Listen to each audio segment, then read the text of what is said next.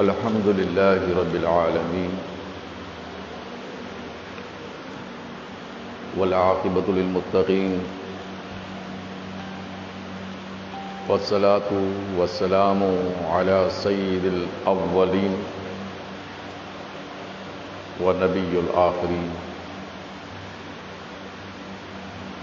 وعلى آله وصحابه أجمعين أما بعد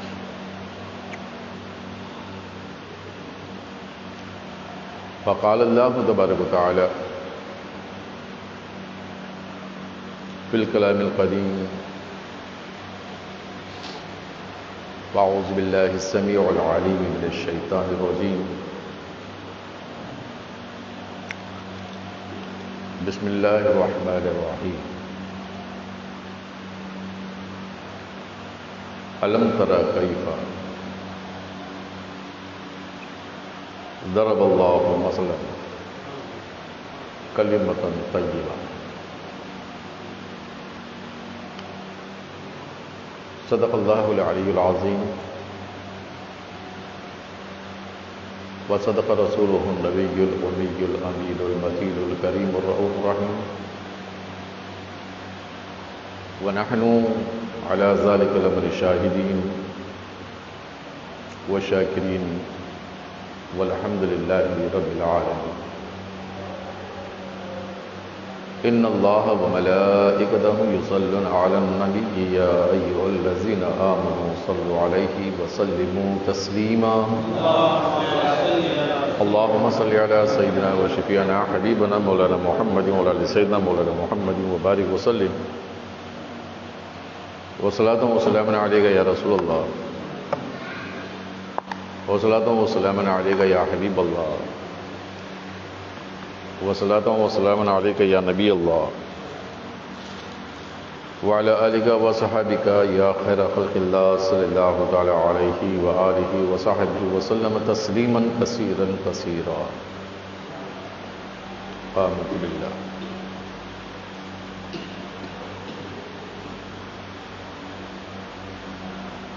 أشهد أن لا إله إلا الله وحده لا شريك له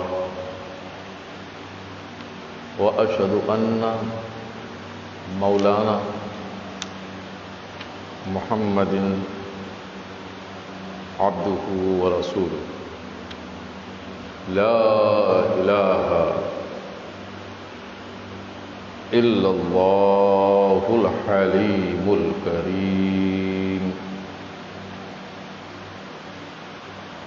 سبحان الله رب العرش العظيم والحمد لله رب العالمين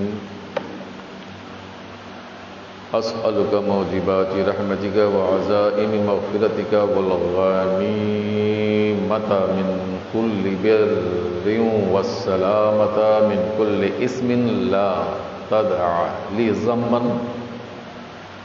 إلا غفر له ولا هما إلا فرجته ولا حاجة هي لك رضا إلا قضيتها يا أرحم الراحمين الحمد لله بطفیل مصطفیٰ صلی اللہ تعالی علیہ وآلہ وصحبہ وسلم جو ذات پاک رسول جن کی بدولت اللہ تبارک و تعالیٰ کی وحدانیت اور اس کی قدرت کاملہ و منشا و حکمت جو آج ان سارے ایمان والوں کو اس بات کا علم ہوا صدقے طفیل و سہارن خدا ملا خدا ملا بطفیل مصطفیٰ۔ رہا سوال جو آج کا مختصر عنوان ایک ایسے کلمے کی طرف ہے جو ایمان کا سب سے پہلا رکن ہے، دین کا پہلا دروازہ ہے، اسلام کا پہلا دستک ہے، زبان کی پہلی اقرار ہے، اور وہ ہے کلمہ اخلاص، اور توحید بھی کہتے ہیں۔ مگر توحید بغیر مصطفیٰ صلی اللہ تعالی علیہ وسلم کے پوری نہیں ہو سکتی، اس بات کو اچھی طرح جان لیں۔ اور جو آج کی رات ہے خصوصاً کہ تیسری رات ہے جو طاہر راتوں میں سے گنی جاتی ہے، تو انشاءاللہ تبارک و تعالی اسی بات کو آگے بڑھاتے ہوئے چند باتیں گوش و گزار کروں۔ سب سے پہلے یہ بتا دوں کہ کلمہ ہے کیا۔ ایسے تو کلمے کا بیان کئی بار سنتے ہوئے آ رہے ہیں، مختصر انداز پر آج انشاءاللہ تبارک و تعالی کچھ ایسی باتیں گفتگو کریں گے جس میں ایمان والوں کے لیے شہد کی مٹھاس ہو،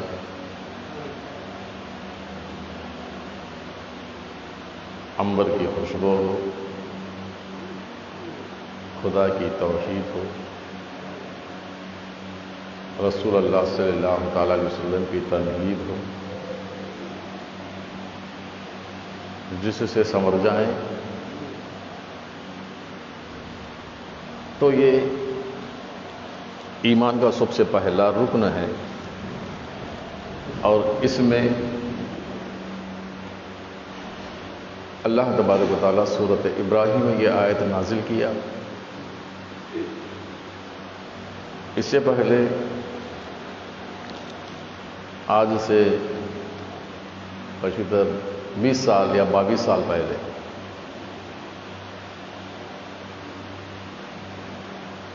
ایک سوال ہوا لوگوں میں، میں ہمارے یہاں کی بات کرتا ہوں، یہ جو میرے حالات جو گزرے ہیں، شاید ہو سکتا ہے 22-25 سال ہو گئے ہوں، جو میرے اپنے آستانے سے تعلق رکھنے والے مرید ہیں، ان کے اور دوسرے لوگوں میں ایک بحث ہوئی اسی کے تعلق سے۔ یہ گزرا ہوا واقعہ سنا رہا ہوں۔ بحث ایسی ہوئی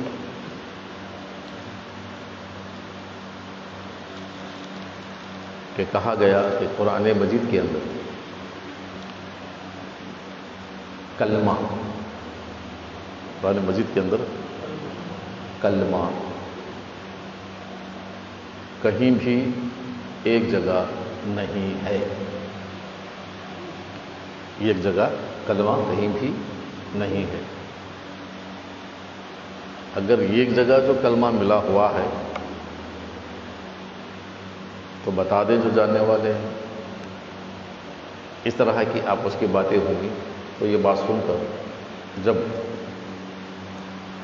میرے کانوں میں یہ بات ڈالی گئی، مجھے سنایا گیا،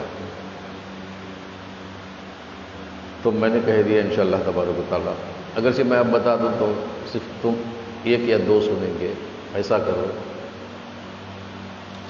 کل جمعہ ہے انشاءاللہ تبارک و تعالیٰ، جمعہ کی خطابت میں خاص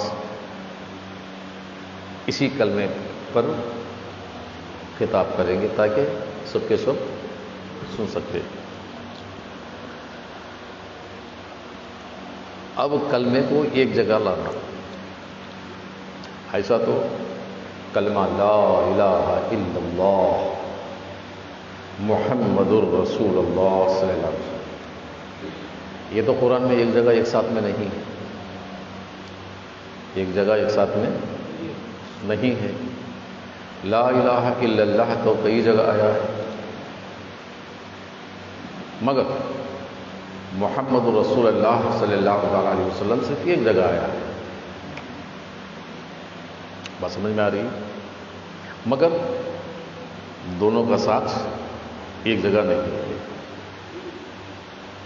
دیکھا گیا اب ایک جگہ کہاں سے لائے؟ تو یہ اللہ تبارک و تعالیٰ کا کرم تھا، پیارے مصطفیٰ صلی اللہ تعالیٰ علیہ وسلم کی عطا تھی، بزرگوں کا صدقہ تھا۔ تو سوچا کہ یہ کلمہ اور اس کا اظہار ہوا کب؟ تو سوچو گتا میں ذہن میں بات آ گئی، کیونکہ یہ جو آیت مبارکہ ہے اللہ تبارک و تعالی حضرت ابراہیم علیہ السلام سے لا رہا ہے۔ تب تو تمہارے آقا دنیا میں تشریف نہیں لائے تھے۔ اب ذہن گیا دادا پر، کیونکہ جب پوتے کی خاصیت بتانی ہے تو دادا کی خصوصیت کو جاننا ہے، پوتے کی خاصیت بتانی ہے تو دادا کی بھی خصوصیت کو جاننا ہے۔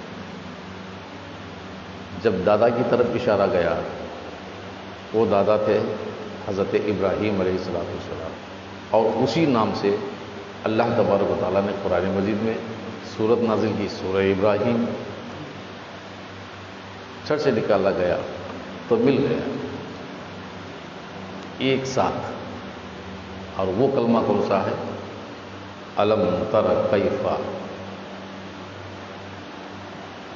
ضرب اللہ مثلا کلمۃ طیبہ، اسی نام سے ہم کہتے ہیں کلمہ طیب۔ پھر بات سمجھ میں سمجھایا، قرآن مجید کے اندر کلمہ ایک جگہ نہیں کئی جگہ ہے۔ قرآن مجید کے اندر کلمہ ایک جگہ نہیں ہے، کئی جگہ ہے۔ ہاں، کلمے ایک جگہ نہیں ہے، کلمہ، کلمہ اور کلمے۔ کلمہ کہتے ہیں واحد کو، کلمے کہتے ہیں جمع کو۔ بات سمجھ میں آ رہی ہے آپ؟ کلمہ کہتے ہیں واحد کو، کلمے کہتے ہیں جمع۔ اب جمع میں، کلمے میں جمع میں کتنے ہیں؟ صرف دو ہیں۔ کتنے ہیں؟ دو۔ کلمہ واحد میں کون ہے؟ ایک ہے۔ بات سمجھ میں؟ اگرچہ کلمہ ڈھونڈنا ہے تو کئی جگہ ہے، کلمے کو ڈھونڈنا ہے یعنی دو کلموں کو ڈھونڈنا ہے تو اسی آیت مبارکہ میں، اور اس کا نام رکھا کلمہ طیب، کلمۃ طیبہ۔ کیا نام ہے اس کا؟ اب ہمارے اہل سنت کا دستور یہی ہے، بزرگان دین کا طریقہ بھی یہی ہے، پہلے سے چلا آ رہا ہے۔ ہمارے بچے جب بچپن سے بڑے ہوتے ہیں تو سب سے پہلے انہیں کلمے سکھائے جاتے ہیں۔ کیا سکھائے جاتے ہیں؟ سب سے پہلے ماں یا باپ یا نانی یا دادی سب سے پہلے بچوں کو لے کر کیا کرتے ہیں؟ کلمے سکھاتے ہیں، 5 کلمے۔ پھر ایمان مفصل، ایمان مجمل، پھر 4 کرسی، یعنی سرکار دو عالم صلی اللہ علیہ وسلم کا خاندان اور ان کے نام، یہ سکھائے جاتے تھے. آج تو یہ طریقہ لوگوں میں نہیں ہے. آج تو یہ طریقہ قرآن پڑھتے ہیں اور ان سے پوچھا جائے کہ کلمے پڑھو تو معلوم نہیں کلمہ کیا ہے. اور اکثر پڑھنے والے بھی جاتے ہیں کلمہ وہی ہے اشہد ان لا الہ الا اللہ و اشہد ان محمد رسول اللہ. یہ بھی ایک جگہ نہیں ہے قرآن میں. بات سمجھ میں آ رہی ہے؟ یہ الحمدللہ اہل سنت میں، فاتحہ والوں میں، عقیدت والوں میں یہی دستور تھا. اور یہ 5 کلمے ترتیب کے ساتھ سکھائے جاتے ہیں. 5 کلمے ترتیب کے ساتھ سکھائے جاتے ہیں. اول کلمہ بچے سے کہا جائے بیٹا پہلا کلمہ پڑھو. اب وہ بچہ پڑھتا ہے اول کلمہ طیب، یعنی پہلا کلمہ طیب، لا الہ الا اللہ محمد الرسول اللہ صلی اللہ علیہ وسلم. یہ ہے پہلا کلمہ طیب، جس کا نام طیب ہے، جس کا نام توحید ہے، جس کا نام اخلاص ہے. بات سمجھ میں آ رہی ہے؟ یہ پڑھا جاتا ہے. پھر دوسرا کلمہ، تیسرا، چوتھا، 5واں یہ پڑھائے جاتے ہیں. اس پر ایک عقیدہ ہے. اگر کوئی نمازی، کوئی قرآن پڑھنے والا اگر یہ نہیں پڑھا، یہ نہیں جانا تو اس کا پڑھنا بھی بیکار جانا کرتے تھے. کیونکہ یہ سب سے پہلے ایمان کا رکن ہے. اگر یہ نہیں ہے تو ڈھیروں سمیٹ علم سمیٹ کر فائدہ کیا ہے، جبکہ ابتدا ہی نہیں ہے. ایمان اسی سے سنورتا ہے، اسلام میں داخل اسی سے ہوتے ہیں، دین اسی میں ہے، عمل اسی سے ہے. جیسے نماز و روزہ، حج و زکوٰۃ جو عمل ہے، فرائض ہے، تو سب سے پہلے اسی سے وہ کھلتا ہے. اگر یہ ہے تو نماز ہے، یہ ہے تو روزہ ہے، یہ ہے تو حج ہے، یہ ہے تو زکوٰۃ ہے. اگر یہ نہیں ہے تو کچھ بھی نہیں ہے. تو یہ ابتدا ہے، یہ تالا ہے دین کا، چابی ہے جنت کی. یہ ہے تو سب کچھ ہے، فرض ہے. تو یہ کلمہ اللہ تبارک و تعالیٰ قرآن مجید میں سورۃ ابراہیم میں ایک سفلہ ہے، کلمۃ طیبۃ.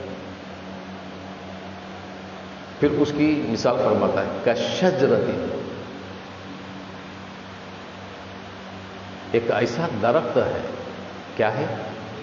ایک ایسا درخت ہے. کون؟ کلمہ. مستحکم ہے کہ جس کی جڑیں 7 زمینوں میں ضبط ہیں، 7 زمینوں میں ضبط ہیں، اور جس کی شاخیں آسمانوں میں بلند ہیں، 7 آسمانوں میں بلند ہیں. یہ ہرا بھرا درخت ہے. اسی کا نام شجر طیب ہے. کیا ہے؟ شجر طیب ہے. میں یہ عالمانہ باتیں بتا رہا ہوں، ابھی تصوفانہ بات پر نہیں آیا. کیا ہے اس کا نام؟ شجر طیب. شجر طیب یہی آیت ہے. رہا سوال، اب یہ شجر طیب کو روئے زمین پر صبح سے پہلے دیکھا کون؟ یہ ایک سوال ہے. شجر طیب کو روئے زمین پر دیکھا کون؟ یاد رکھ لیجیے. اب یہ جو شجر طیب ہے نا، جو آسمانوں میں جس کی شاخ ہے، وہ فرع فی السماء، آسمانوں میں 7 آسمانوں میں جس کی شاخیں عرش اعظم تک پھیل گئی ہیں، جس کی جڑیں مستحکم 7 زمینوں میں مضبوط. اب اس کا سایہ کتنا ہوگا؟ جتنا زمین اتنا، جتنے آسمان اتنے. بات سمجھ میں؟ عرش اعظم تک لمبائی، بلندی. ساتوں زمینوں تک اس کی جڑیں مستحکم. اب کتنی بڑی طاقتور درخت ہوگا، کتنی قوت ہوگی. اور وہ ہمیشہ چھاؤں بھی دیتا ہے، پھل بھی دیتا ہے، پھول بھی دیتا ہے. پھل بھی دیتا ہے، پھول بھی دیتا ہے، اور ہمیشہ چھاؤں بھی دیتا ہے. اور یہ درخت ابتدا سے ہے انتہا تک. اس کو کوئی طوفان، کوئی ہوا اس میں کچھ بگاڑ نہیں سکتی، کوئی آگ اثر نہیں کرتی. اور اس کے لیے نہ بارش کی ضرورت ہے، اس کے لیے نہ بارش کی ضرورت ہے، اور نہ اس کے لیے نہ فضا کی، نہ شبنم کی، نہ ہوا کی. بس سمجھ میں آ رہی ہے؟ کیونکہ یہ مستحکم ہے. اب یہ شجر طیب جو سب سے پہلے دنیا میں دیکھا تو کس نے دیکھا؟ وہ حضرت عبد المطلب نے دیکھا. کون دیکھا؟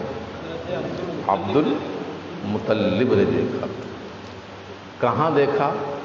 حرم میں دیکھا. کہاں دیکھا؟ حرم میں دیکھا.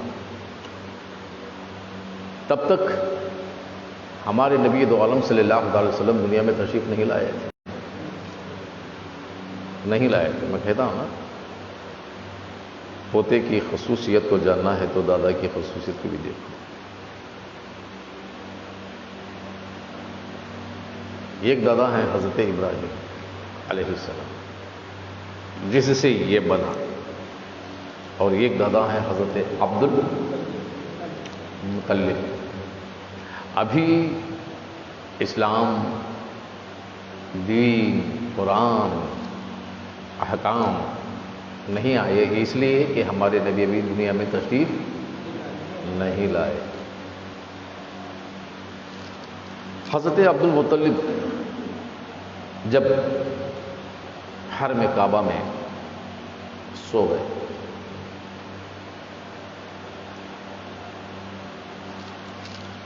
ادھر کعبہ تھا اور حتیم کی طرف سو. تو دیکھا کہ کیا دیکھا؟ ان کی پیٹھ شق ہوئی. ان کی پیٹھ شق یعنی پیٹھ پھٹی، اور اس میں سے ایک شاخ نکلی. اس میں سے ایک شاخ، اور وہ شاخ اس طرح بڑی ہوتی ہوتی ہوتی ہوتی ہوتی ہوتی گئی کہ اس کی شاخیں ساتوں آسمانوں میں پھیل گئی، اس کی جڑیں ساتوں زمینوں میں ضبط ہو گئی، اور پھل پھول بے جا اس میں سنور گئے. یہ آپ نے دیکھا، یہ آپ نے دیکھا. دیکھ کر خوشیاں بیدار ہو گئے. کیا معاملہ ہے؟ یہ ایسا کون سا درخت میرے پیٹ سے نکلا ہے، میری پشت سے، کہ میری پشت پھٹ چکی؟ یہ درخت کیا ہے؟ بات سمجھ میں آ رہی ہے؟ یہ کون سا درخت ہے؟ اتنا بڑا درخت، ساتوں آسمانوں میں جس کی شاخ ہے، ساتوں زمینوں میں جس کی جڑیں. بات سمجھ میں آئی؟ تو یہ جو درخت ہے جس کو عربی میں شجر کہتے ہیں، کیا کہتے ہیں؟ شجر.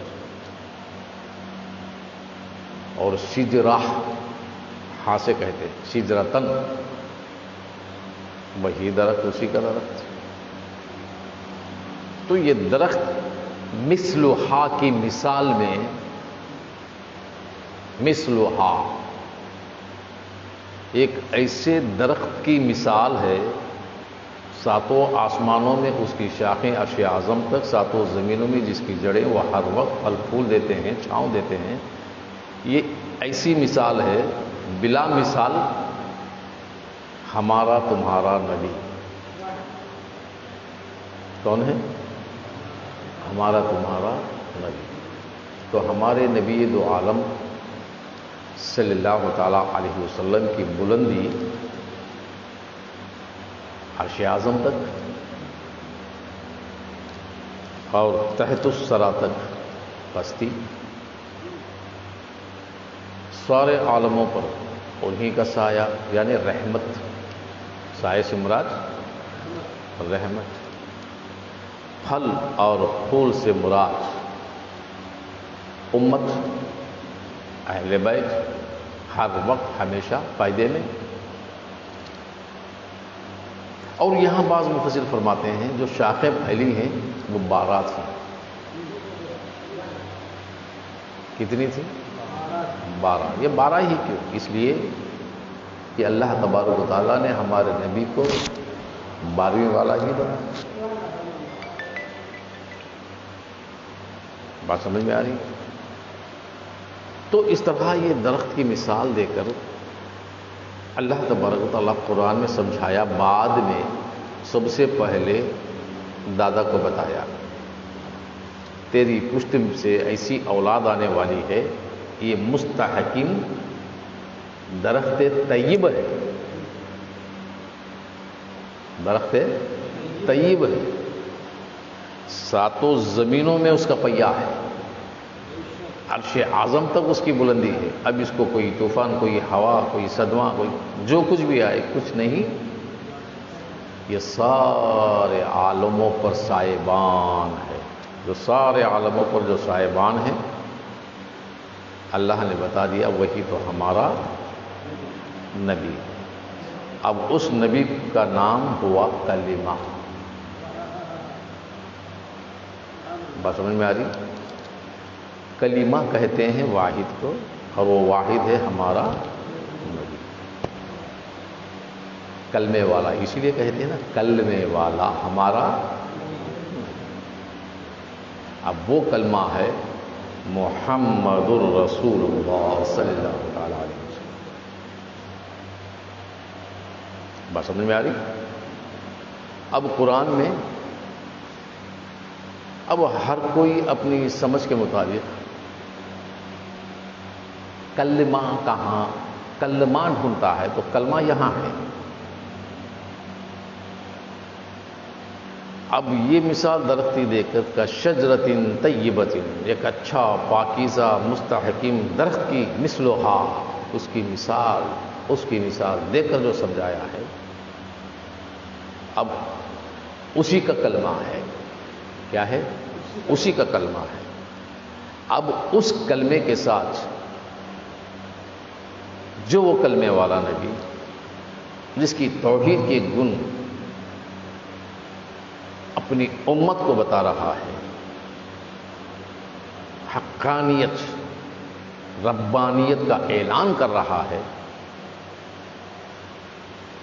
اس کا کلمہ جو ہے لا الہ الا اللہ. کیا ہے؟ لا الہ الا اللہ. اب ہم اس کو کلمے کہتے ہیں کیونکہ اس میں 2 ہیں. کیا ہیں؟ 2. ایک لا الہ الا اللہ، دوسرا محمد رسول اللہ. اس لیے یہ 2 ایک ساتھ میں نہیں، کلمہ ہے، کلمے نہیں. کلمہ میں کلمے میں فرق ہے نا. اب آئیے، کلمہ کہتے ہیں اللہ کی زبان کو، بات کو. کس کو؟ اللہ کی بات کو جو قرآن میں آئی. سمجھ میں آیا؟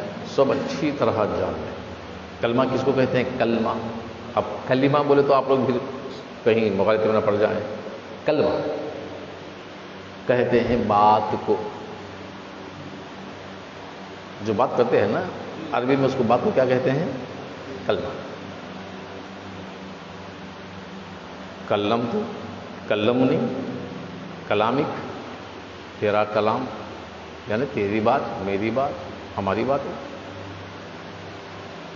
ہے کہ نہیں؟ اب قرآن نے کلمہ کہا ہے، یہ خدا کی بات ہے۔ اب قرآن کو کہتے ہیں ہم اللہ کا کلام۔ کیا کہتے ہیں؟ اللہ کا کلام، یعنی اللہ کی بات ہے۔ سمجھ میں آ رہی ہے نا؟ جب اللہ کی بات ہے وہ کلمہ ہے، اور وہ کلمہ ہے محمد الرسول اللہ صلی اللہ علیہ وسلم۔ اب ہم لا الہ الا اللہ پڑھتے ہیں، یہ کلمہ نہیں ہے، یاد رکھ لیجیے۔ بس سمجھ میں آ جائے۔ اب سننے والے شاید پریشان ہوں گے، کیا بس آیا ویسا بول دیتے، مگر یہ حقیقت ہے، کیونکہ لا الہ الا اللہ جو ہے یہ خدا کا کلام نہیں ہے، یہ تو مصطفیٰ کا کلام ہے۔ کلمہ تو صرف ایک ہی ہے، وہ ہے محمد الرسول اللہ صلی اللہ علیہ وسلم۔ اب اس محمد الرسول اللہ صلی اللہ تعالی علیہ وسلم نے اس کی وحدانیت کو، اس کی توحید کو اپنے کلمے کے ساتھ جوڑا، لا الہ الا اللہ، تو یہ اپنے کلمے میں مل کر، حالانکہ دو تھے، جب کلمے محمد میں مل گیا تو دو مل کر ایک ہو گئے۔ بات سمجھ میں آ رہی؟ اسی لیے کلمہ کہیں گے تو وہ صرف لا الہ الا اللہ نہیں ہوگا، کیونکہ یہاں جدائی، تنہائی نہیں ہے، دو مل گئے، دو مل گئے ہیں۔ جب دو مل گئے ہیں وہ بن گیا کلمہ۔ کیا بن گیا؟ کلمہ۔ اگر دو جدا ہوتے تو بنتے کلمے، ایک اللہ کا کلام، دوسرا مصطفیٰ کا کلام۔ اب اس کے اندر دو جب مل گئے ہیں تو بن گیا کلمہ، کلمہ توحید، کلمہ اخلاص، کلمہ طیب۔ بات سمجھ میں آ رہی؟ جب کلمہ طیب بن گیا وہ شجر طیب ہے۔ کیا ہے وہ؟ شجر طیب، ایک ہو گیا۔ اب کسی بچے سے بھی کہیں بیٹا کلمہ پڑھ، تو وہ صرف محمد الرسول اللہ نہیں پڑھے گا صلی اللہ علیہ وسلم، لا الہ الا اللہ نہیں پڑھے گا، پڑھے گا تو پڑھے گا کیا؟ لا الہ الا اللہ محمد الرسول اللہ۔ اب میں نے پوچھا اس میں تو دو کلمے ہیں، کتنے؟ دو کلمے ہیں۔ میں نے کہا یہ کلمہ پڑھنے کو تم نے دو کلمے پڑھا، مطلب یعنی دو ذات ہیں، اللہ اور محمد صلی اللہ علیہ وسلم۔ اللہ کی ذات الگ ہے، محمد کی ذات الگ ہے۔ اللہ کی ذات معبود ہے، محمد کی ذات عبد ہے۔ اللہ خالق ہے، محمد مخلوق ہے۔ بات سمجھ میں آ رہی؟ مگر یہ دو ایک کیسے ہو گئے؟ یہ دو ایک کیسے ہو گئے؟ ایک کلمہ ہو گئے، دو نام ایک لفظ پر، ایک بات پر، دو ایک بات پر، دو کلمے باتیں، مگر یہ دو باتیں نہیں بلکہ دونوں کی بات ایک بن گئی۔ کیا بن گئی؟ اللہ کی بات ایک، مصطفیٰ کی بات ایک۔ بات سمجھ میں آئی؟ اللہ کی بات ایک، مصطفیٰ کی بات ایک۔ ایک اور ایک دو بننا نا، مگر نہیں، ایک اور ایک ہی بن گئی۔ ایک اور ایک ہی بن گئی، اس لیے اس کا نام کلمہ، کلمہ طیب۔ اب اس کلمے کو ہم پہچان نہیں پائے، بعضوں نے کلمے سے مراد صرف لا الہ الا اللہ ہی لیا۔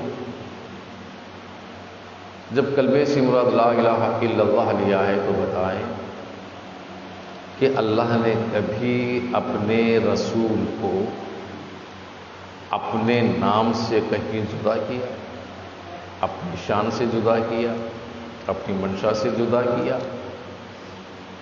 کس عمل میں، کس صورت میں، کس احکام میں اپنے نام سے الگ کیا جو آج کئی لوگ الگ کرتے ہیں؟ بات سمجھ میں آئی؟ جب اللہ نے اپنے نام سے اپنے رسول کا نام جدا کرنا پسند نہیں کیا، ہر جگہ اپنے نام کے ساتھ اس رسول کا نام لیا، تو ہم کون ہو سکتے ہیں کہ صرف ہم اللہ کے نام کو لے لیں، رسول کے نام کو چھوڑ دیں؟ کیونکہ آج مکے کے مسجد حرام کے درو دیواروں پر جو پہلے پورا کلمہ لا الہ الا اللہ محمد رسول اللہ صلی اللہ علیہ وسلم لکھا ہوا تھا، آج محمد رسول اللہ کو ہٹا کر صرف لا الہ الا اللہ کی تختیاں لگا دی ہے۔ یہ لا الہ الا اللہ آیا کہاں سے؟ ایک سوال ہے۔ کسی کے باپ دادا نے عرش اعظم پر جا کر لائے؟ کسی کے علم میں یہ بات آئی؟ یا کسی کتاب میں صرف لا الہ الا اللہ ہی کا درس ہوا؟ بات سمجھ میں آ رہی؟ یہ آیا کہاں سے؟ تو یہ لا الہ الا اللہ قرآن میں بعد میں آیا، قرآن میں بعد میں آیا، مگر قرآن کے نازل ہونے سے پہلے یہ لا الہ الا اللہ یہ ہمارے نبی کی زبان پر تھا۔ بات سمجھ میں آئی؟ ہمارے نبی کی زبان پر تھا۔ اگر کوئی کہے کہ ہمارے نبی کی زبان پر کیسے تھا جبکہ اعلان نبوت نہیں ہوا، قرآن نازل نہیں ہوا، تو لا الہ الا اللہ کیسے تھا؟ سمجھے؟ اگر کوئی یہ بات پوچھیں گے تو میں انہیں بتا دوں، آدم علیہ السلام سے لے کر حضرت عیسیٰ علی نبینا الصلاۃ والتسلیم تک انہوں نے لا الہ الا اللہ کے ساتھ محمد رسول اللہ صلی اللہ علیہ وسلم اسی کلمے کا ورد کیوں کیا؟ اگر نہیں تھا تو ان کو آیا کہاں سے؟ حضرت آدم کو پوچھیں، کیونکہ انہی نے حضرت آدم علیہ السلام نے ہی فرمایا کہ جب سب سے پہلی بار میں نے آنکھ کھولا تو ساق عرش پر لکھا ہوا پایا کہ کیا لکھا تھا؟ کہ لا الہ الا اللہ محمد الرسول اللہ۔ تب تو ابھی کلام نازل نہیں ہوا، قرآن نازل نہیں ہوا، آدم نے پہلی بار آنکھ کھولا تو ساق عرش پر لکھا ہوا پایا۔ اب یہ ساق عرش پر لکھا ہے کیوں؟ بات سمجھ میں آ رہی؟ تاکہ اسی کلمے کی بدولت جان جائیں کہ یہ عرش اعظم ہے۔ اب عرش اعظم کیا ہے؟ کہ یہاں صرف واحد رہتا ہے۔ کیا رہتا ہے؟ واحد۔ وہ واحد کون ہے؟ ثم استوى علی العرش، اللہ ہے۔ کون ہے؟ اللہ ہے۔ اب اس عرش اعظم، اس کی خلوتیں، لوح، کرسی، قلم، ذات، ربانیت، اس کی منشا، اس کی شانیں، اس کی صفتیں، اس کا نور، اس کی حقانیت، اس کی ربوبیت، الہیت، جو بھی ہے، یہ سب کی سب جہاں جمع ہے، اس جمع کا جو نام ہے، جو پتہ ہے، جو ایڈریس ہے، وہ ہے لا الہ الا اللہ محمد رسول اللہ۔ لوح بھی وہی ہے جس پر تقدیر کائنات لکھی ہے، چاروں کتابوں کا علم لکھا ہے، صحیفے لکھے ہیں، عرش بھی وہی ہے، کرسی بھی وہی ہے، قلم بھی وہی ہے، ذات بھی وہی ہے، صفت بھی وہی ہے،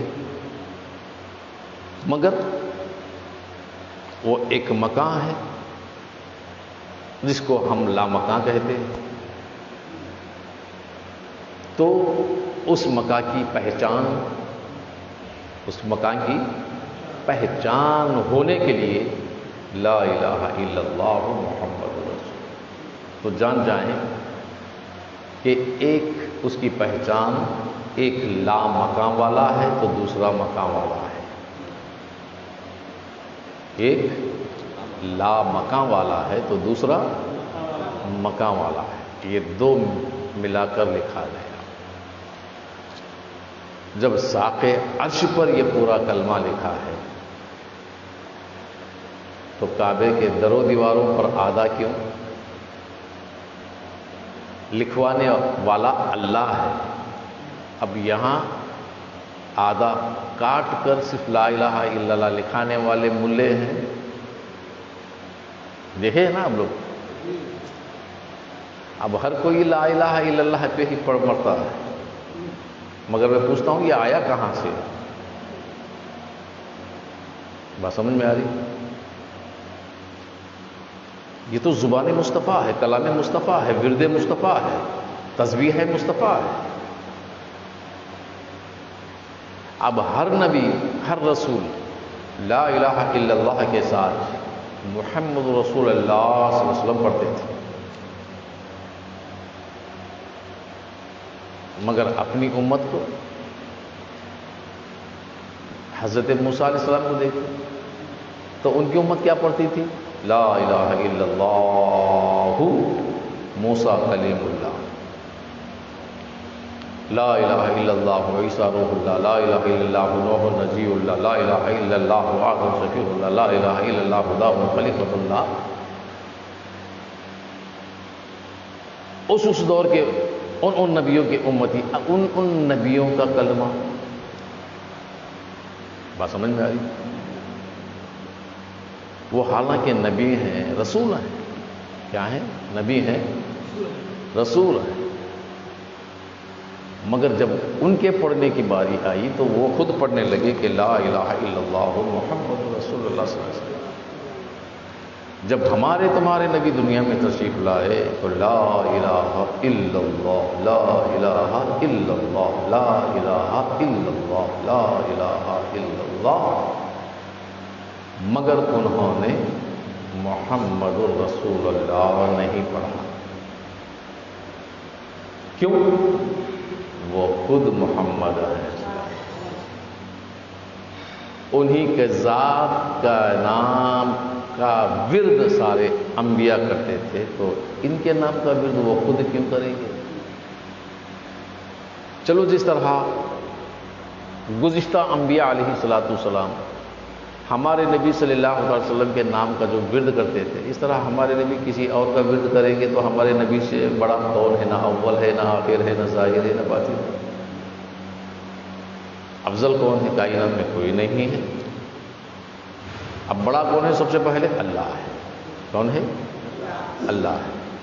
ہمارے نبی سے بڑا کون ہے؟ اللہ۔ اسی لیے ہمارے نبی کا جو کلمہ تھا لا الہ الا اللہ، جب یہ ورد ہو رہا تھا تو اس کلمے کو پورا کرنے کے لیے خود بارے تعالیٰ محمد رسول اللہ صلی اللہ علیہ وسلم، تو یہ اس کا کلمہ ہے۔ کیا ہے یہ؟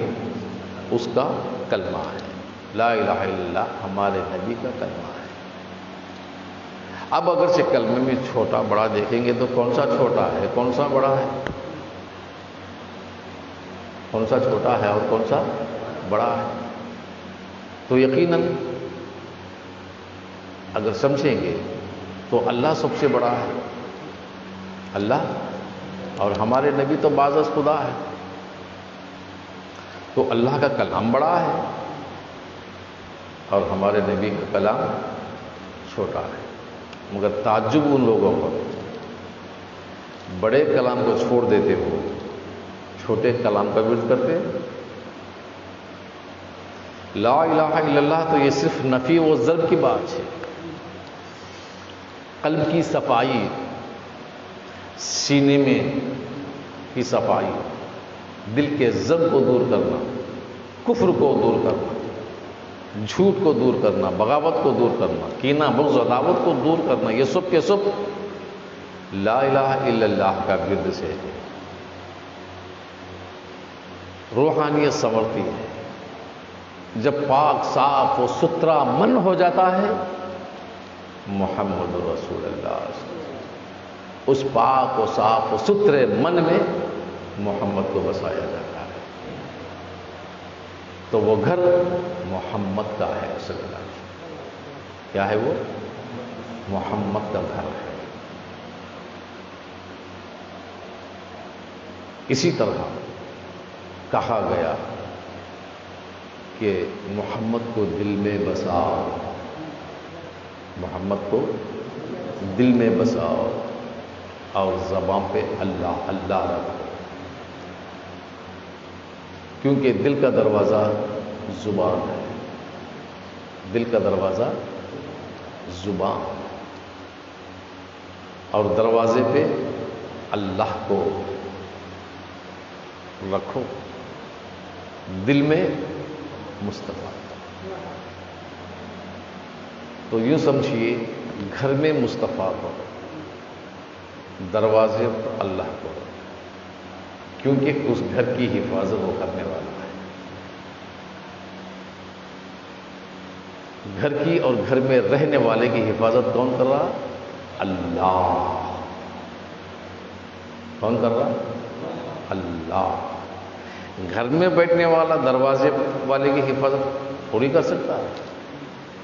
ہاں، دروازے پہ رہنے والا گھر کی، مکان کی، آفس کی حفاظت کرتا کہ نہیں کرتا؟ اسی لیے کہا گیا اقرار باللسان، زبان سے اقرار اللہ کا کرنا. تو زبان پر ہماری کون ہے؟ اللہ.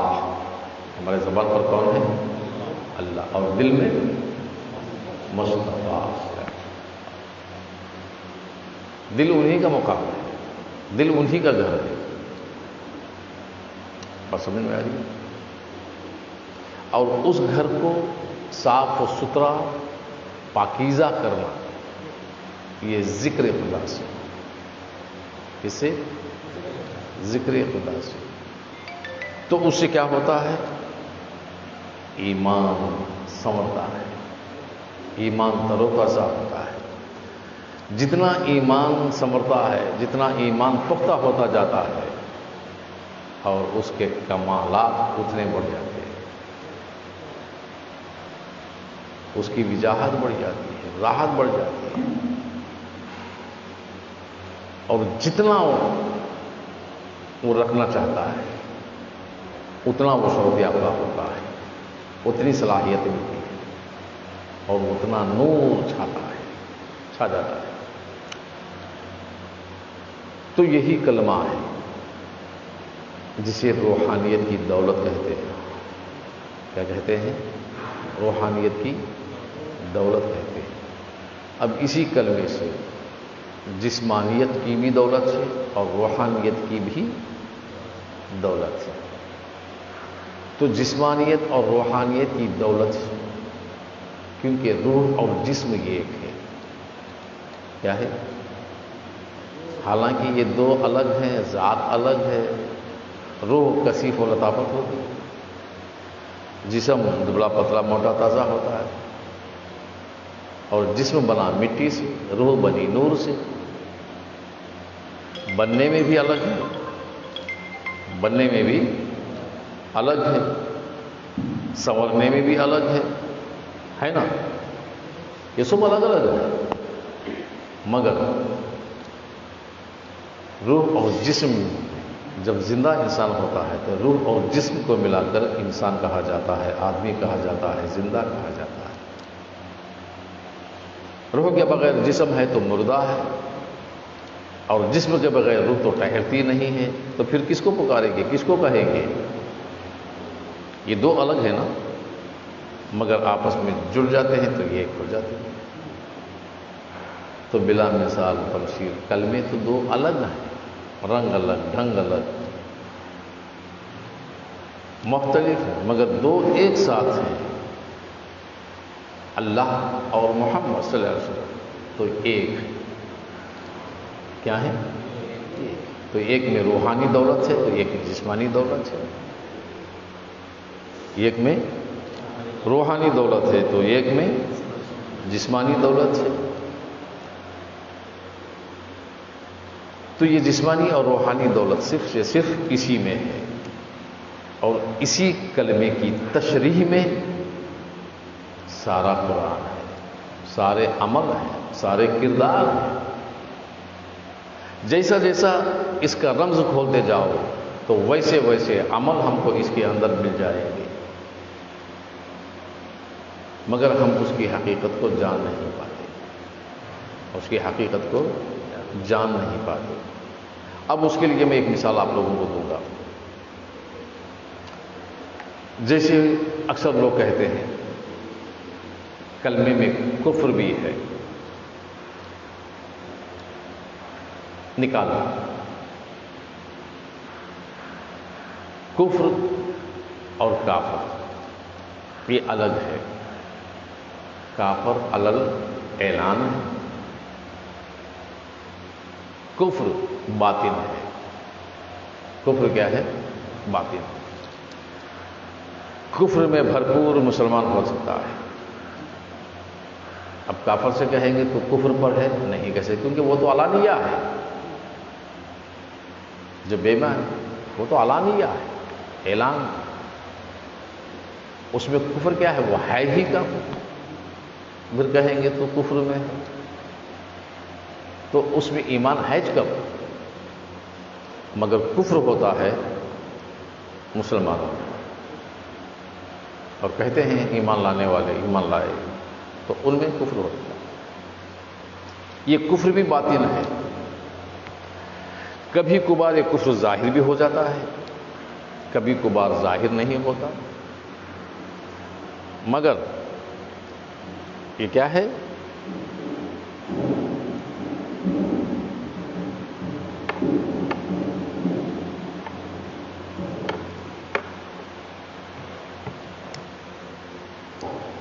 کفر باطن میں بھی ہو جاتا ہے۔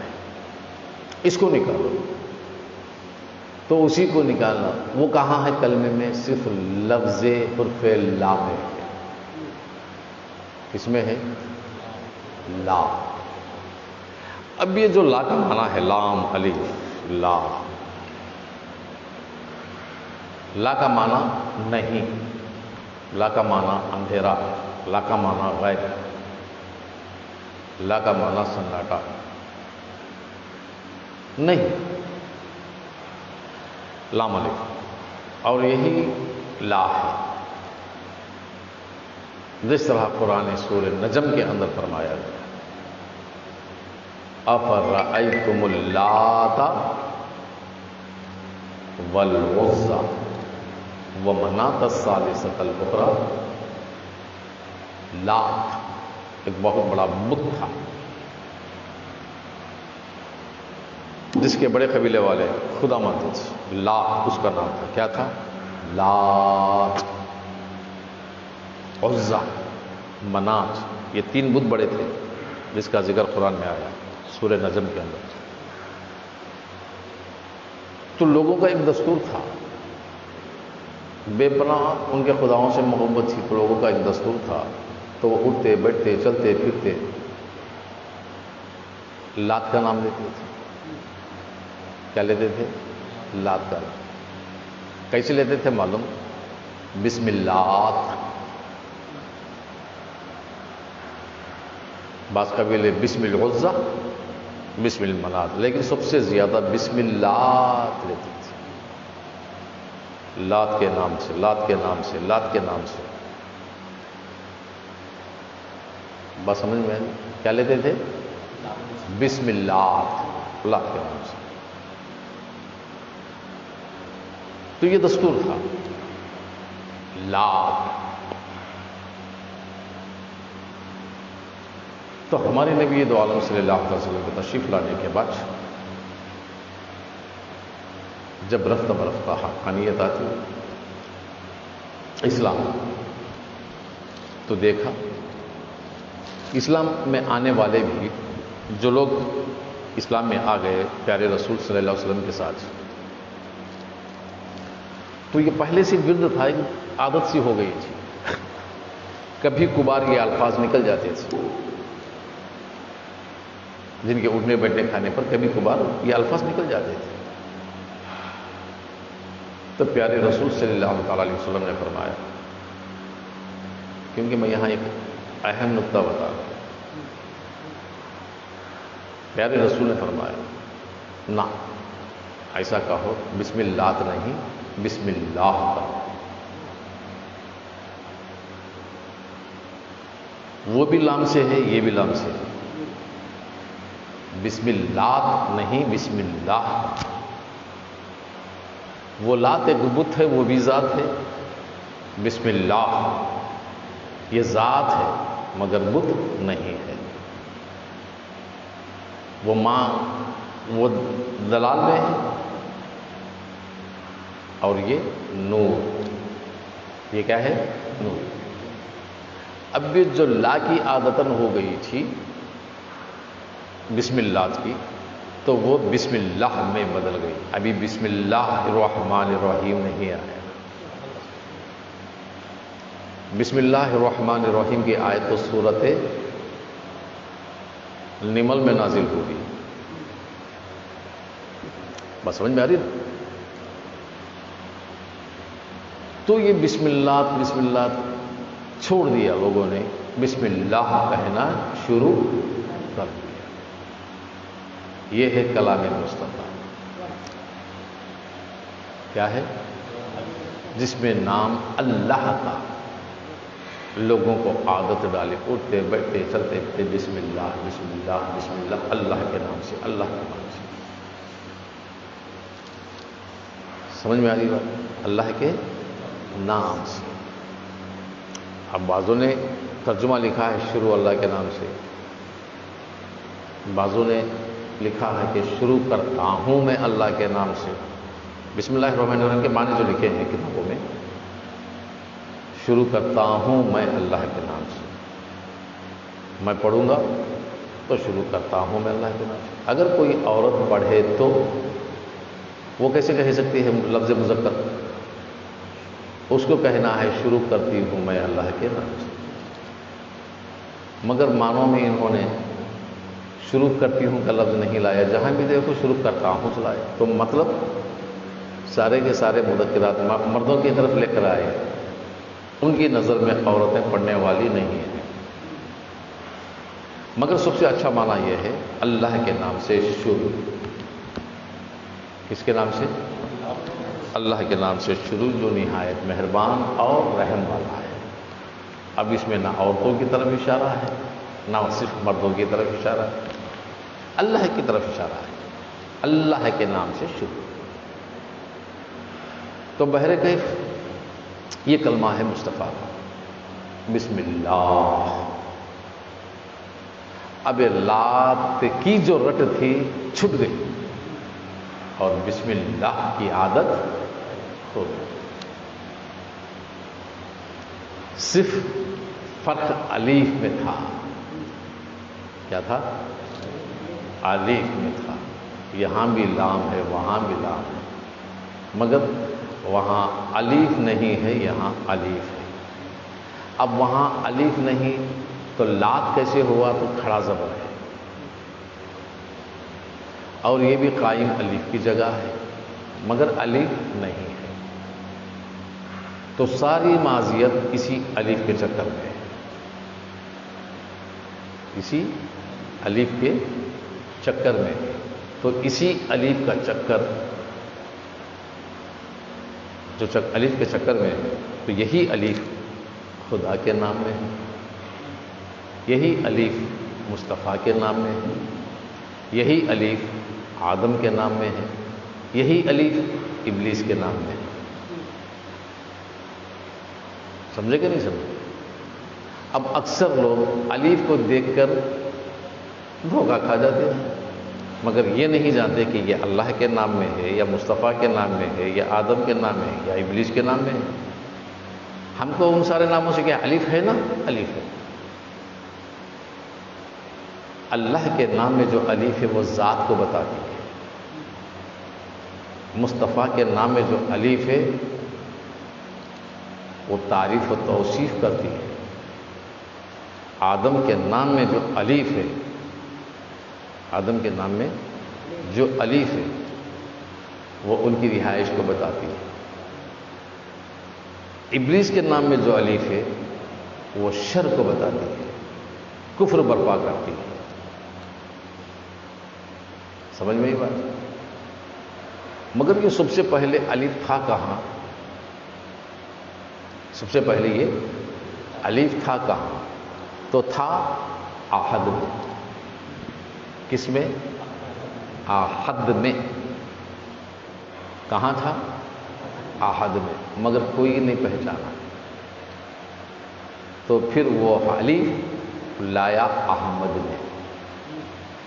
کس میں؟ احمد میں آ گیا نا، احد سے نکل کر احمد میں۔ اب جب احد سے نکلا ہے تو وہاں احد کی جگہ صرف حد ہے، سایہ، لایا احمد میں۔ سمجھے؟ جب احمد میں آیا تو پھر وہیں سے بن کر سنور کر آیا آدم میں۔ ہو گئی نا؟ تو اس سے کیا ہوا؟ یوں سمجھ لیجئے، ایک الف حقانیت بتاتی ہے، وہ حقیقت سے، ایک الف راستہ بتاتی ہے، وہ احمدیت ہے، ایک الف ذات بتاتی ہے، وہ شریعت ہے۔ تو معلوم یہ ہوا کہ شریعت، طریقت اور حقیقت، سمجھ گئے نا؟ اور ان تینوں سے تین منزل ہیں۔ تو یہ سارا چکر کس کا ہے؟ اللہ کا ہے۔ کبھی وہاں سے نکلا یہاں آیا، یہاں سے نکلا وہاں آیا، وہاں سے نکلا یہاں آیا۔ اب ہم اسی کی پہچان میں، اس کی پہچان کرنے کی بجائے مغالطے میں پڑ جاتے ہیں، کیونکہ الف کی ڈھال ایسی ہے کہ اس سے نفس کی آزمائش ہوتی ہے۔ کیا ہوتی ہے؟ نفس کی آزمائش ہوتی ہے، اور نفس کی آزمائش بھی ایسی ہے کہ وہ بھی تین طرح کے ہیں۔ نفس کی آزمائشیں بھی تین طرح کے ہیں، اور سب سے پہلے کفر اور شر میں برپا کرنے والا جو نفس ہے اس کو کہتے ہیں نفس امارہ، جو الف سے ہے۔ کیا ہے وہ؟ نفس امارہ، وہ بھی الف سے ہے۔ دوسرا نفس ہے نفس لوامہ، نفس لوامہ، وہ لام سے ہے۔ کیا ہے؟ لام سے ہے۔ اور ایک ہے نفس مطمئن، مطمئنہ، نفس مطمئنہ، وہ میم سے ہے۔ وہ الف نفس امارہ کا الف، نفس لوامہ کا لام، نفس مطمئنہ کا میم، یہ تین حرف منقطع جو مل گئے، قرآن شروع ہوا الف لام میم۔ کیا ہوا؟ اب یہ الف نفس امارہ، لام نفس لوامہ، اگر الف لام سے پہلے آیا تو بن گیا ال، لام کے بعد آیا تو بن گیا لا، لام کے بعد آیا تو کیا بن گیا؟ لا۔ یہ ال اور لا کا جو چکر ہے صرف الف سے ہے۔ لام تو صرف اشارہ کرتا ہے، ال آ گیا تو اشارہ ہے، ایک دوسرے سے ملانا ہے. لا لام کے بعد آ گیا لا ہو گیا تو نہیں، کچھ بھی نہیں. پردہ ہے، کچھ بھی نہیں. پردے میں کیا ہے معلوم نہیں. الف لام میم. نفس امارہ کفر برپا کرتا ہے، خواہش پیدا کرتا ہے، ضلالت میں ڈال دیتا ہے، تکبر پیدا کرتا ہے، فخر اور گھمنڈ پیدا کرتا ہے، شر و بلا میں مبتلا کرتا ہے. اس نفس امارہ میں جو بزرگان دین کہتے ہیں نفس پر قابو پاؤ، تو کس نفس پر؟ وہی ہے نفس امارہ پر. اس میں لالچی پن ہوتا ہے، خواہش ہوتی ہے، ایک ولولہ ہوتا ہے، ایک تڑپ ہوتی ہے. انسان ہر کچھ برداشت کرتا ہے. یہ تڑپ ولولہ جو نفس امارہ پہ ہوتا ہے، اس کو برداشت کرنا مشکل ہو جاتا ہے. اس میں کئی بڑے سے بڑے لوگ بھی الجھن میں پڑ گئے، الجھ گئے. کئی اولیاء کی ولایتیں بھی چھن گئی اسی نفس امارہ پر، خواہش. جنت کے دروازے تک قدم تو گئے، ایک قدم اٹھا دیتے تو جنت میں چلے جاتے. ہزارہا دقتیں اٹھا کر، ہزارہا قدم شعلوں پر، کانٹوں پر چلتے ہوئے جنت تک پہنچ گئے. صدہا سال لگ گئے، ایک قدم اٹھاتے تو جنت میں چلے جاتے. مگر اس ایک قدم اٹھانے پر جب نفس امارہ اس کاج میں پڑ گئے تو ایک قدم پھر انہیں ضلالت میں لے کر آ گیا، دوزخ و جہنم کی طرف لے کر آ گیا. صرف یہ قدم تھا. بڑی طاقت و قوت رکھتا ہے نفس امارہ، ذلیل کر دیتا ہے، ذلت میں ڈال دیتا ہے، کفر برپا کر دیتا ہے، فخر و تکبر ہو جاتا ہے. اب اس نفس امارہ میں صرف ہم ہی نہیں، اللہ تبارک و تعالیٰ کے ان انبیاؤں کی اولاد، اہل و عیال بھی اس میں مبتلا ہو گئے. شاید آپ لوگوں نے سنا ہو.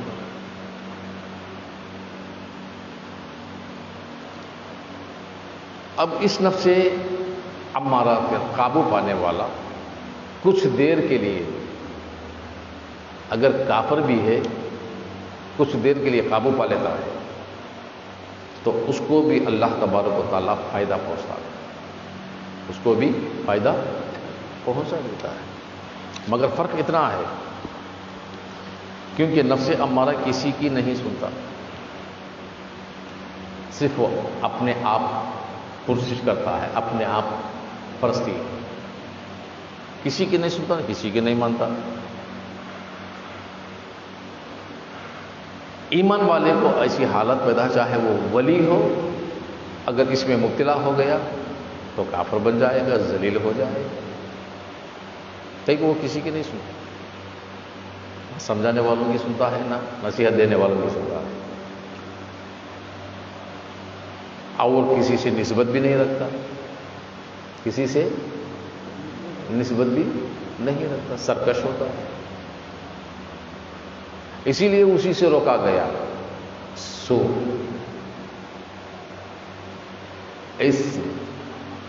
یہ صرف جسم کو نہیں، دل کو بھی پراگندہ کر دیتا ہے. قلب آسم، جس کا دل پراگندہ ہے اسے قرآن کیا کہتا ہے؟ قلب آسم. اور قلب آسم کا تعلق نفس امارہ سے ہوتا ہے. بات سمجھ میں آئی؟ تو یہ نفس امارہ جو ہے اچھے اچھوں کو گرا دیتا ہے. اسی لیے بات آتی ہے حضرت نوح علیہ السلام، کس کی؟ حضرت نوح علیہ السلام. قرآن کہتا ہے اللہ تبارک و تعالیٰ کا طوفان جو سب سے پہلی بار روئے زمین پر آیا، اللہ کا طوفان جو پہلی بار روئے زمین پر آیا، مختلف اقوال ہیں۔ حضرت نوح علیہ السلام نبی ہیں جو سب سے پہلے رسول ہیں، دعا کی اپنی اولاد کے لیے۔ ان کا بیٹا بھی تھا جس کا نام کنعان تھا۔ اب روایت ہے، اس میں مفسرون کے اقوال مختلف ہیں۔ دعا کی کہ اے اللہ یہ میرا بیٹا ہے، میرا اہل ہے، میری نسل ہے، اے اللہ تو نے وعدہ کیا تھا تیرے نسب کی میں حفاظت کروں گا، تیری اولاد کو بچاؤں گا، یہ تیرا وعدہ ہے، تو کریم ہے، تو ستار ہے، اسی سے میرا خاندان ہے، یہ میرا اہل ہے، اس کو بچا، کیونکہ اللہ نے بچانے کا وعدہ کیا تھا۔ بعض مفسرین فرماتے ہیں یہ دعا حضرت نوح علیہ السلام نے ان کی اولاد ڈوب جانے کے بعد فرمائی تھی، ڈوبنے سے پہلے نہیں، ڈوب جانے کے بعد، یہی امید سے کہ ڈوب گئی ہے، اب اللہ سے دعا کرے شاید وہ بچ کر نکل گیا ہو، نکل جائے۔ یہ بھی حکمت خدا بندی ہے، ایک نبی کی اولاد اس طرح سرکش، کافر، نفس کا شکار، نہ باپ کی مانتا تھا نہ باپ کے خدا کی۔ سمجھ میں آ رہی بات؟ نبی کا بیٹا ہونے کے ناطے اس کو نبی کا کوئی حق نہیں ملا، نہیں پہنچا۔ اب آج کل لوگ اسی حوالے سے ہمیں تمہیں بھی بکا دیتے ہیں کہ دیکھو، کیونکہ ہر پنے کے دو رخ ہوتے ہیں،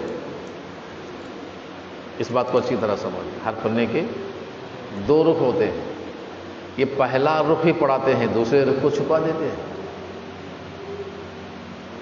اور ہم یہ نہیں چاہتے کہ دو رخ ہوتے ہیں، ہم پہلے رخ پہ ہی ٹھہر جاتے ہیں، ہاں صحیح، یہ ہماری نادانی یا کوتاہی ہے۔ بڑے ہوشیار چالاک ہیں، انگریزوں سے ٹریننگ لی ہے، اور ایسے یہ چال باز ہیں کہ آج انگریز بھی ان کے پاس ٹریننگ لینا پڑے گا۔ ہر پنے کے دو رخ ہوتے ہیں۔ دیکھو، نبی سے وسیلہ، نبی سے دعا، نبی سے صدقہ، نبی سے سہارا، نبی سے نسبت، بزرگوں سے، سب مانتے ہیں نا، اللہ کے پاس کسی کی نہیں چلتی، اللہ کے پاس کسی کی نہیں چلتی، اگرچہ چلتی تو دیکھو وہ نبی ہے نا، حضرت نوح علیہ السلام نبی ہیں، ان کے اس نبی کے بیٹے کو ان کی دعا کام نہیں آئی، ان کی نسبت کام نہیں آئی۔ جب ایک نبی اپنے بیٹے کو بخشوا نہیں سکتا تو تم کو نبی کیا بخشوائیں گے؟ یہی پڑھنا پڑھاتے پھرتے ہیں۔ نبی کی دعا قبول نہیں ہوئی، بات سمجھ میں آ رہی؟ میں تو کہتا انہوں نے قرآن پڑھا سے نہیں، اگر پڑھے ہیں تو سمجھے سے نہیں۔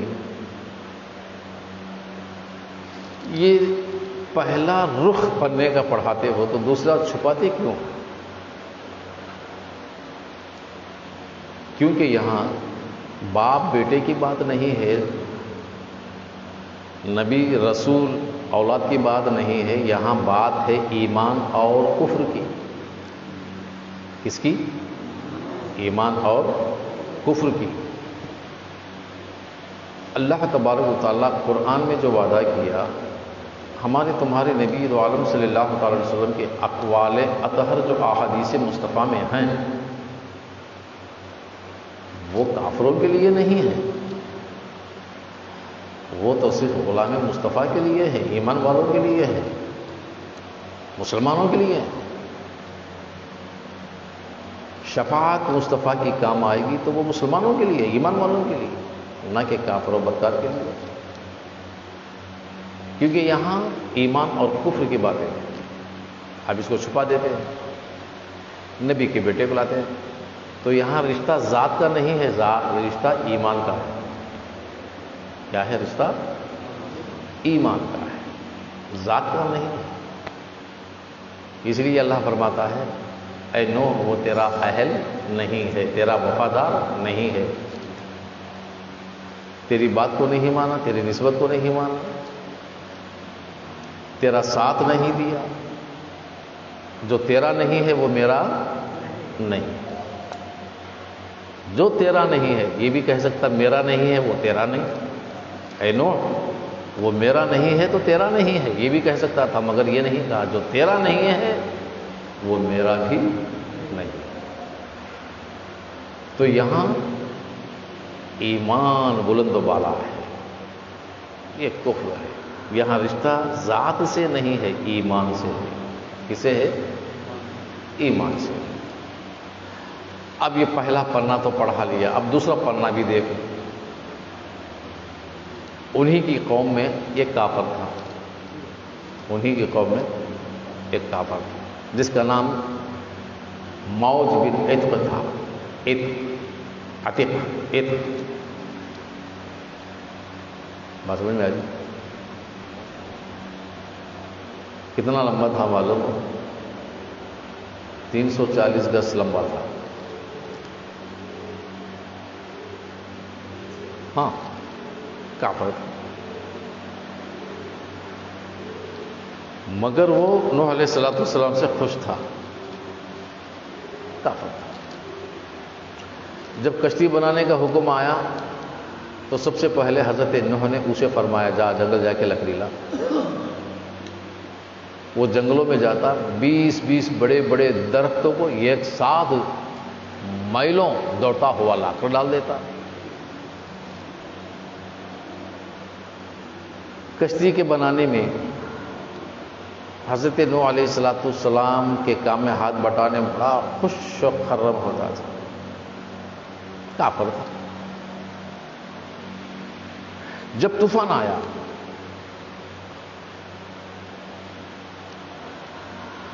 اور طوفان کی گہرائی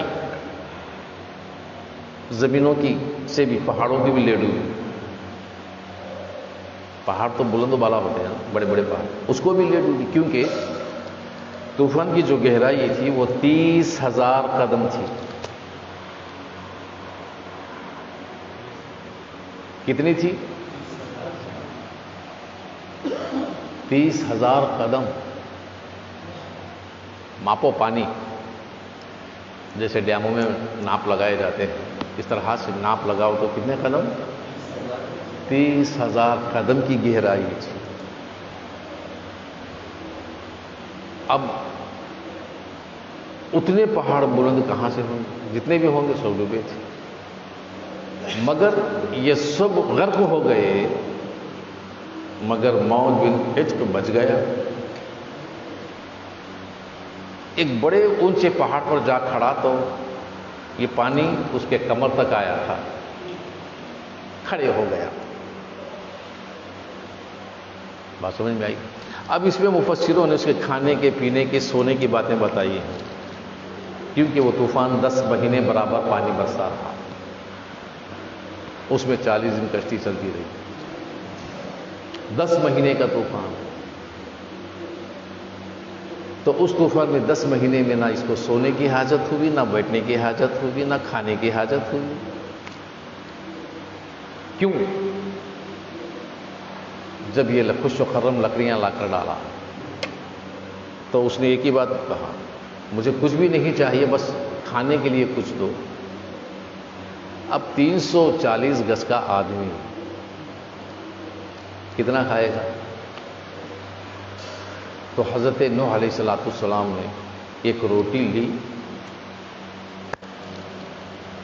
موڑا، 2 ٹکڑے کیے تو آدھا ٹکڑا لیا اور اس سے کہا اے موج منہ کھول، تو کھولا تو روٹی پھینکا، جب روٹی اس کے منہ میں پڑی تو کہا کھاتے رہو.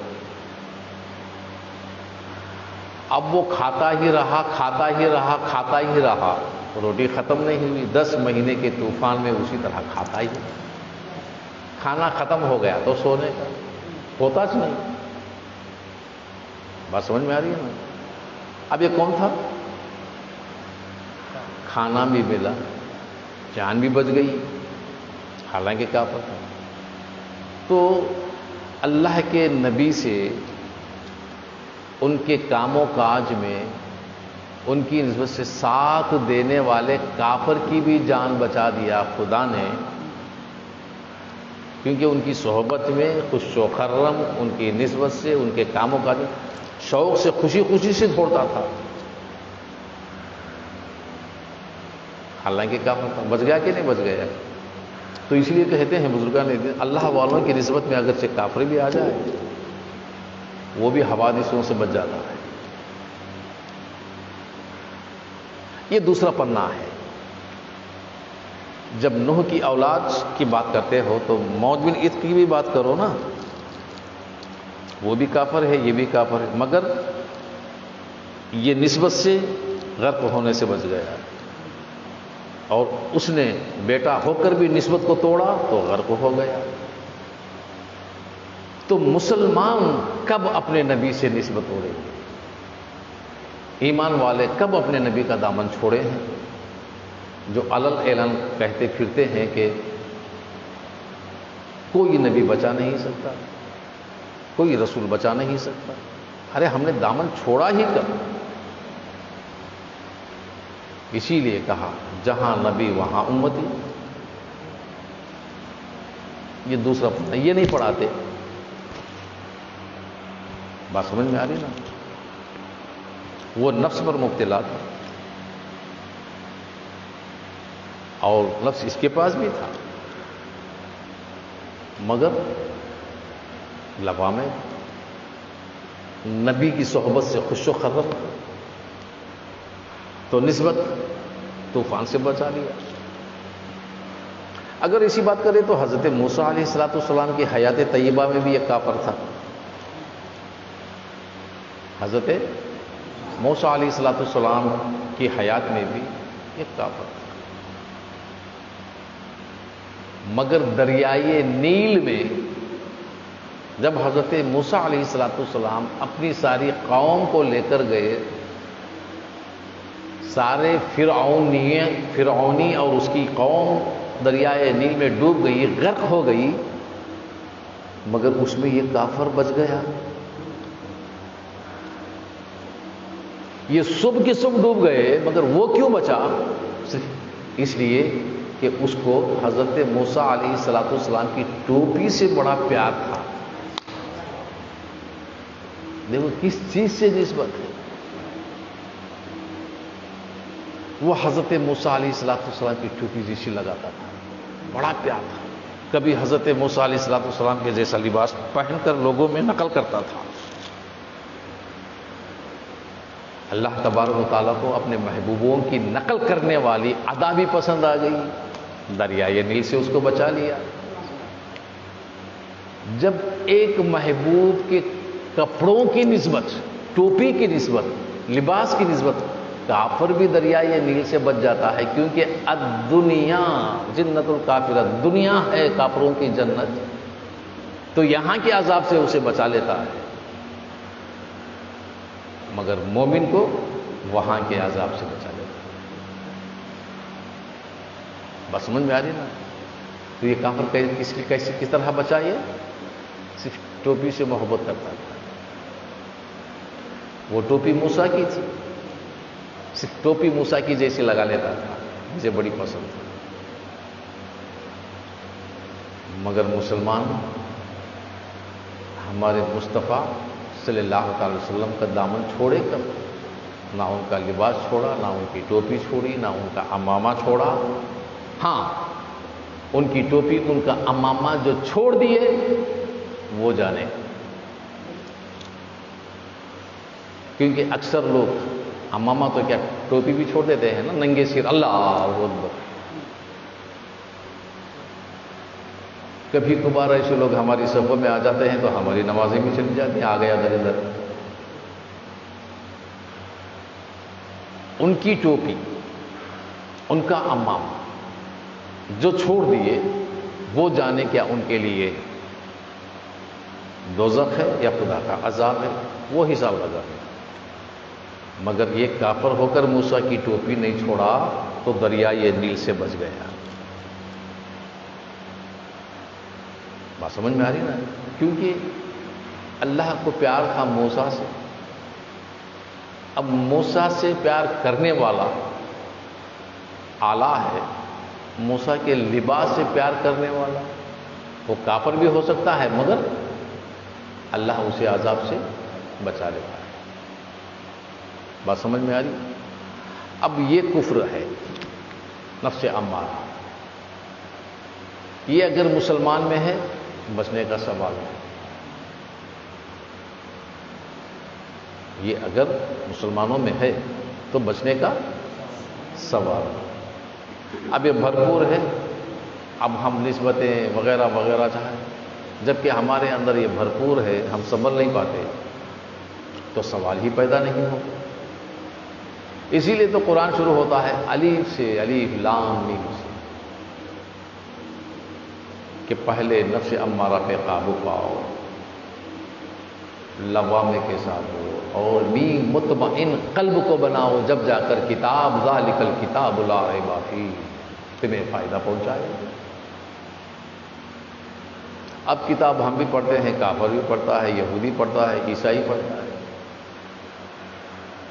سب پڑھتے ہیں، سب کو پڑھنا آتا ہے، مگر فائدہ کس کو پہنچتا ہے؟ تو فائدہ اسی کو پہنچے گا جو صاحب ایمان ہو، اور فائدہ اسی کو پہنچے گا جو صاحب عقیدت ہو، صاحب ارادت ہو، صاحب محبت ہو، صاحب فصاحت ہو، اسی کو فائدہ پہنچے گا۔ کیونکہ قرآن ہدی للمتقین ہے، ہدایت یافتہ ہے متقیوں کے لیے۔ سمجھ میں آئی؟ تو بلا مثال و تمثیل یہی الف اور لام کا جو جز ہے یہ لا میں رکھا ہے، اسی کے ضرب سے کفر دور ہوتا ہے،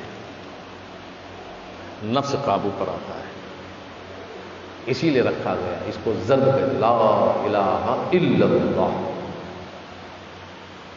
یہ ضرب الا اللہ جو ہے سارے کفر کو جلا دے گا، ساری بغاوت کو جلا دے گا، کینہ حسد کو جلا دے گا۔ جب پورا جل جائے گا، صاف و ستھرا من ہو جائے گا، جب جا کر کہو محمد الرسول اللہ صلی اللہ علیہ وسلم، تو اس دل میں گھر بن جائے گا پیارے مصطفیٰ بنے گا، تو وہ پیارے مصطفیٰ نور مصطفیٰ سے دل مجلا و منور جب ہو جائے گا، جب وہ دل مطمئن ہوگا تو ہر نظارے اسے نظر آئے گے، ہر کیفیتیں پتہ چلے گی، وہ فرش پر بیٹھ کر عرش کے نظارے دیکھے گا، وہی صاحب انسان حضرت انسان کہلاتا ہے۔ سمجھ میں آ رہی بات؟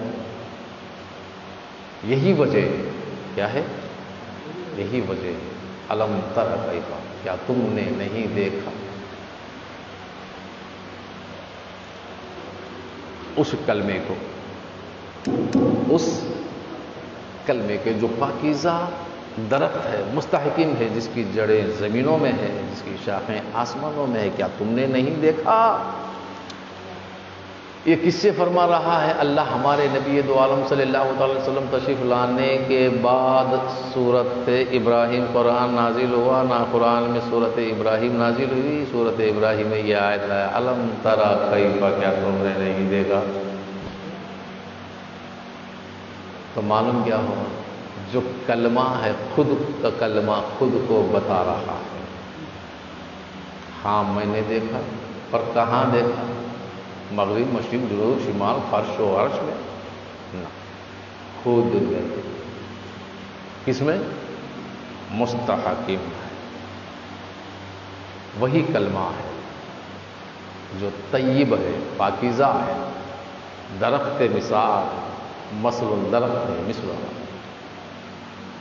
اور وہ کلمہ ہمارا تمہارا نبی کیا ہے؟ نبی۔ کلمہ اس لیے کہتے ہیں کہ وہ خدا کا کلام، اسی لیے جب نبی کو اپنے ساتھ جوڑ لیا، وہ ایک تھا، دو ہو گئے، دو کو ساتھ میں ملا لیا تو ایک ہو گئے۔ کون نبی کون خدا عرش اعظم پر پتہ نہیں چلا، ہاں پتہ کہاں چلتا ہے؟ جب نبی فرش پہ ہو، خدا عرش پہ ہو۔ نبی فرش پہ ہو، خدا عرش پہ ہو۔ مگر عرش اعظم پر جب دو ایک ساتھ ہیں تو پتہ نہیں چلے گا۔ کیوں نہیں چلے گا؟ اس لیے نہیں چلے گا، کوئی تیسرا دیکھ کر بتانے والا ہے ہی نہیں، تو پتہ کیسے چلے گا؟ کہ کون خدا کون بشر، کون خدا کون بشر، اس کا پتہ عرش اعظم پر نہیں ہوگا۔ تو اس پتے کا پتہ دینے کے لیے نبی فرش پر ہیں، خدا عرش پر۔ جو عرش پر ہے اس کو خدا کہتے ہیں، جو فرش پر ہے اس کو مصطفیٰ کہتے ہیں۔ مگر کلمے کی بات آئی تو کلمے میں دو ہیں مگر کلمہ ایک ہے۔ بس سمجھ میں آ رہی؟ جب لا الہ الا اللہ کہتے ہیں، یہ عرش والے کی زمین سے، فرش سے عرش تک جانے کا راستہ ہے۔ جب محمد رسول اللہ صلی اللہ علیہ وسلم کہتے ہیں تو عرش سے فرش پہ آنے کا راستہ ہے۔ یہ تارے ہیں، ایک یہاں سے جاتی ہے، ایک وہاں سے آتی ہے۔ ایک یہاں سے جاتی ہے تو ایک وہاں سے آتی ہے۔ یہ دو تارے ہیں انشاءاللہ تبارک و تعالیٰ۔ اب میں ان دو تاروں کے مابین اپنی بات کو ختم کر رہا ہوں۔ انشاءاللہ پھر